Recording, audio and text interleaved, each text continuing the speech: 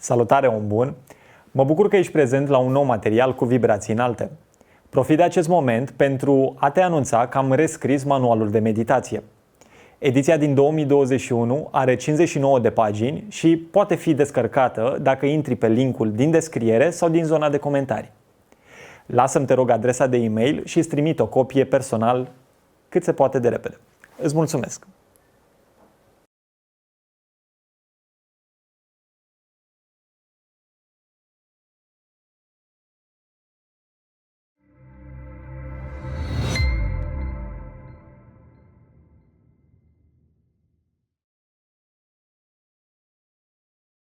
I heard somewhere recently that graduates right now, they're going to have anywhere from 8 to 10 different careers.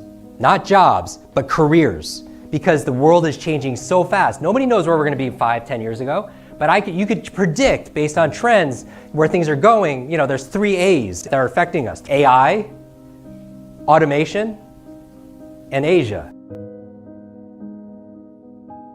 Think about what AI is going to be able to do in terms of artificial intelligence when it comes to simple things like taxes coming up, bookkeeping, or automation, or outsource to a third world country. So the 3 superpowers that I would focus on is the superpowers of learning, superpowers of imagination, of creativity, of strategy. These are things that computers aren't going to be able to catch up in quite a while. So that's what you want to be able to double down on: emotional intelligence, empathy, on bedside manners when it comes to doctors, things that machines can't do. Because really the future belongs to the creatives. Left brain is logical. What's your left brain? Logical, words, sounds. What's your right brain? It's imagination, it's creativity, visualization, it's emotion. And that's an oversimplification.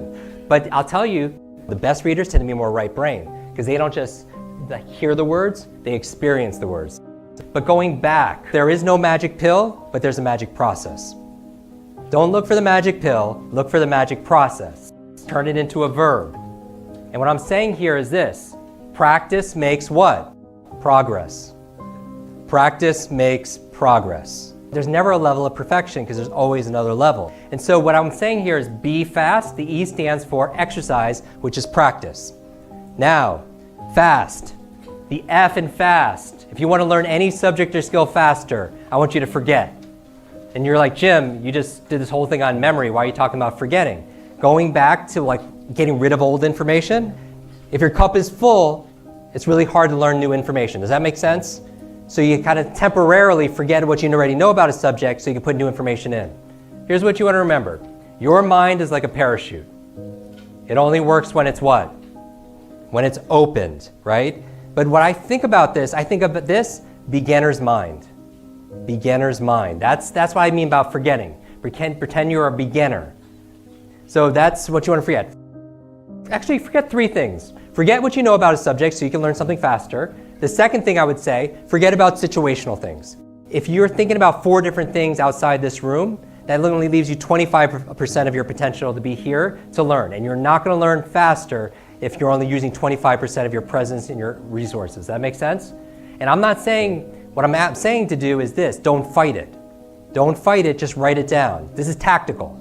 If you're thinking about other things that are going on outside this room, just write it down. Because here's what you want to remember. What you resist persists. And so if I ask you to don't think of a big pink elephant, whatever you do, don't think of a big pink elephant in front of this room, pink polka dot elephant. What are you going to do? You're going to think about it because your mind can't process a negative. That's why we always do affirmations in the positive. It's not something you don't want, it's something you want. So don't try to not think about everything going on. Just write it down so you know it's there, and then you can focus. The third thing that you want to forget are your limitations, limiting beliefs. Because if you believe you can and believe you can't, either way you're right. Here's what you want to remember. You know who has a really good memory? What animal? Elephants. You ever notice the elephant at the circus and you wonder why it's tied to this rope, to the stake in the ground, and you wonder why it just doesn't leave? Because it's an elephant, right? It is incredibly strong, it's incredibly huge. It could pull down the whole circus tent, but why doesn't it? Because since that elephant's been born, it's been tied to that same rope with the same stake in the ground. And when it was first born, it would try to get its freedom. It wants its sovereignty. It would pull, and it would struggle for days, maybe a week or so. But after a week or so, what happens? It learns something. It learns it's helpless. And in psychology, it's called learned helplessness.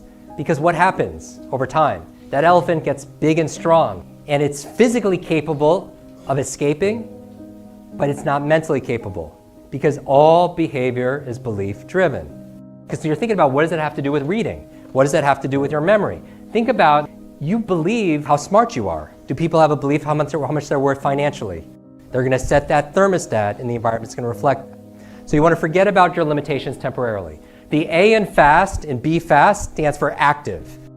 If you're struggling right now, it's because we've all had this 20th century education. And the 20th century education prepared us for a 20th century world, which at the turn of the century is working in farms and factories. And that's what a lot of the education system was tailored to. It's one size fits all, sit quietly, by yourself, don't talk to your neighbor, and so on. Now it's changed, it has changed, but the world's changed a lot faster. We live in an age of electric cars and spaceships that are going to Mars, but our vehicle of choice that we choose when it comes to learning is like a horse and carriage. Do you feel that? Do you feel like you're falling behind more and more and more? That you can't keep up? Like, how do you get ahead in this world when you feel like you're falling behind? And so one of the reasons why is you don't want to be passive. Like, you don't want to just sit there and consume information. The human brain does not learn based on consumption. Your brain learns through creation, co-creation. And so you want to be active. So for example, how can you be more active when you're learning? Take notes, right? By the way, a really fun way of taking notes, they did a study and they wanted to find out the best and worst ways of taking notes. What do you think the worst way of taking notes was? The worst way of taking notes actually was pure dictation, word for word.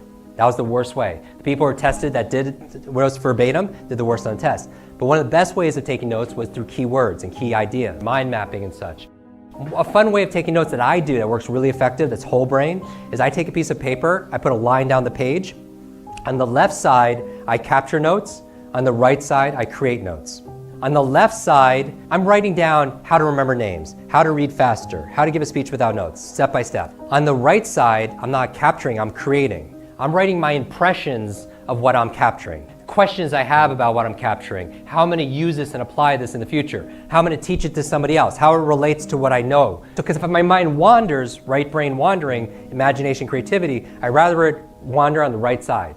Another way of saying, instead of capture, create, on the left side, I'm note-taking. On the right side, I'm note-making. So active, you ask questions and so on. So you be more active in the process. Here's what you want to remember, and you can write this down. Learning, like life, is not a spectator sport. How many people believe what you put in is what you get out of something? Because you take responsibility for it. And this is the thing, because it's not the teacher's job. Really, it's not. It's your responsibility to be able to do that. And when you take responsibility, then you can make the positive change. Recently, I got to introduce two of my modern-day superheroes together. So I got to introduce two people for dinner who wanted to meet each other. It was Stan Lee and Richard Branson. Stan Lee, not Stanley, Stan Lee. Who's Stan Lee? Marvel, right? He co-created who?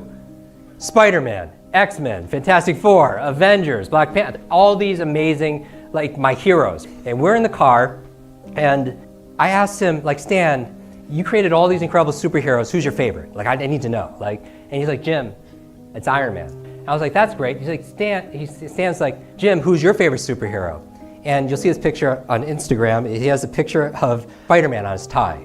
And I was like, it's Spider-Man. He said, without a pause, he goes, Jim, with great power comes great responsibility. Now, how do every single one of you know that? And you don't even remember. It's like in your DNA, right? The hero's journey, Joseph Campbell's work, it's like there. And I have dyslexia. I have this learning challenges, head injury, all this stuff. And I remember, like, I reverse everything automatically, and that's one of my challenges. And so I was like, Stan, you're right, with great power comes great responsibility. And I said, the opposite is also true. With great responsibility comes great power. That when we take responsibility for something, we have great power to make things better. But here's the thing, and this is what I noticed with entrepreneurs. Entrepreneurs have values, certain values, that we all have values, right? But a high value on that hierarchy is freedom. And you have this idea and this myth that like, it's like being an entrepreneur is just like this incredible thing where you just have ultimate freedom and it's just like no responsibilities and everything. Now in actuality though, a lot of them actually move away from responsibility and discipline, right? They don't want to have to do something because that's the opposite of freedom. That's a jail. But here's what I noticed. If you can't get yourself to do the things you need to do, whatever that is, then that's a prison. Because in actuality, discipline equals freedom.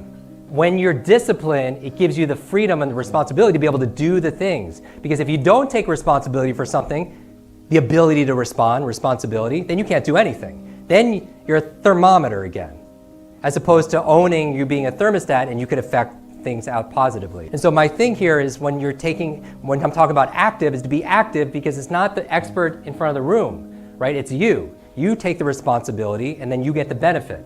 And when you responsibility, that takes me to the S and B fast. The S and B fast is state.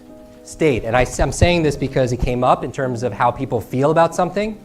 And I think if there's one thing to take responsibility for, if there's one thing, be responsible for how you feel. Because all learning is state dependent. And so don't be at the effect.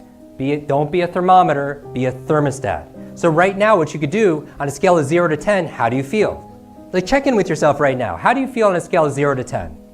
Now whatever it is, if I ask you to just up it 2, if it was a 7, make it a 9. If it was a 5, make it a 7. Can you do that? Notice in order to do that, you had to do one of two things. You had to do something with your body or you had to do something with your brain. You had to move your physiology or affect your psychology because your attitude affects your altitude. So you always want to monitor your state because all learning is state dependent. The last T, the last letter in fast, be fast, is teach. I think this is a big one. That you learn, if you want to learn a subject or skill in half the time, learn it with the intention to teach it to somebody else.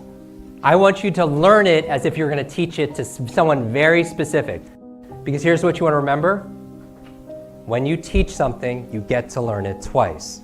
So you learn with the intent to teach because intent matters. I compare your life to an egg. That if an egg is broken by an outside force, life ends. If it's broken by an inside force, life begins. All great things began on the inside. And you have greatness inside of you, and you have genius inside of you. And now is the time to let it out.